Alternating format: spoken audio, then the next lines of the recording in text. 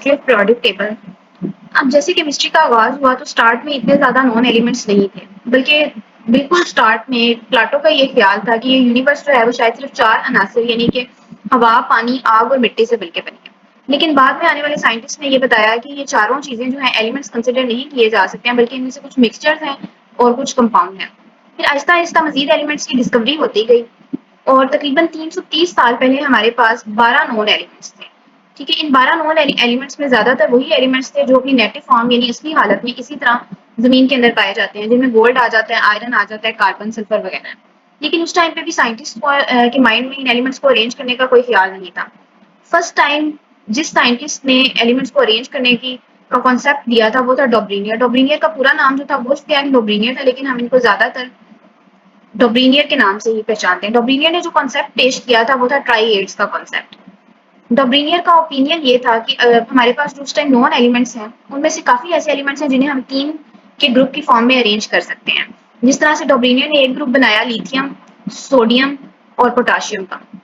और डॉब्रीनियर का ख्याल था कि अगर इन 3 के ग्रुप में से हम फर्स्ट एलिमेंट और थर्ड एलिमेंट की एटॉमिक मास को प्लस करें और प्लस करने के बाद उसे 2 पे डिवाइड कर दें, तो हमारे पास सेकंड एलिमेंट का एटॉमिक मास जो है वो आंसर में आ जाता है। ठीक है, इसको हम इस एग्जांपल की मदद से समझ भी सकते हैं। जिस तरह जो लिथियम है, लिथियम का एटॉमिक मास हमारे पास होता है 7, सोडियम का एटॉमिक मास होता है हमारे पास 23 और पोटेशियम का एटॉमिक मास होता है हमारे पास 39। तो अगर हम पोटेशियम और लिथियम के एटॉमिक मास को प्लस करें, 39 प्लस 7 अगर हम प्लस करें तो हमारे पास आंसर में आ जाता है 46, और 46 को अगर हम 2 पे डिवाइड करें तो हमारे पास आंसर आ जाता है 23, जो कि किसका मास है, सोडियम का। इस तरह डोब्रीनियर ने पीरियोडिक टेबल के अंदर या उस टाइम पे जो एलिमेंट्स थे उनमें और भी बहुत से ट्राइएड्स को आइडेंटिफाई किया, जिसमें से एक ट्राइएड उसके पास था कैल्शियम, स्ट्रोंशियम और रेडियम। अगर कैल्शियम और रेडियम के मास को हम प्लस करें तो हमारे पास स्ट्रोंशियम का मास आ जाता है। जिस तरह कैल्शियम का मास है 40 और रेडियम का मास है हमारे पास 137। तो 40 और 137 को प्लस करें तो हमारे पास आंसर आता है 177, और 177 को अगर 2 पे डिवाइड किया जाए तो ये आंसर आता है तकरीबन 88.3, और 88 ही स्ट्रोंशियम जो है, इसको राउंड ऑफ करेंगे तो 88 जो है वो स्ट्रोंशियम का एटॉमिक मास है।